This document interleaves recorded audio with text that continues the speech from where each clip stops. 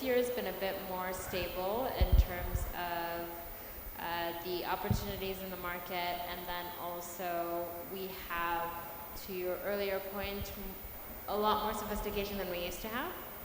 So now there's a lot more later stage funds that are Africa focused than there used to be. So there's quite a bit of capital that our ecosystem's actually not used to having at Series A, Series B.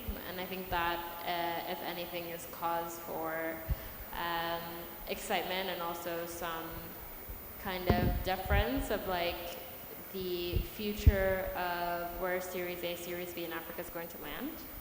So to me, that's a big silver lining. I think there's been kind of a similar split to what Aaron was saying, where there are people that were quicker to adjust to the market expectations, and when the multiples kind of dropped globally, both in public and private, there were entrepreneurs that navigated that quite quickly and successfully. And then obviously there's entrepreneurs that struggled with that reality, which to some degree we understand, because especially if you're a first-time entrepreneur and you've only ever existed in a boom market, existing in a bit of a bust or a correction takes time, and adjusting to that reality takes time. But I think it is a sign of a good entrepreneur to be able to read the room and navigate that quite effectively. It's been interesting because there have been quite a few opportunities coming into the market also that have some level of distress, and there's different levels of thought about whether or not to do a distressed deal. What I would advise the entrepreneurs in the room that are thinking of navigating their next raise, I think the market at this point is at a good moment to raise. If you have to take a correction, even if it's painful, take it.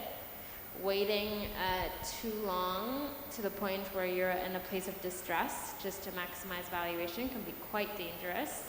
And we've seen it kind of not work out for a few companies. So I think just being strategic about what your needs are, where the market is, doing your own research even on multiples to try to understand what's a fair valuation and how do you make the best of that situation and something that works for you is great. But I think it's also a reminder to the earlier stage companies when they're raising, back when money was not free, but kind of free. Easier. And, yeah, easy. And everyone's raising at super high valuations.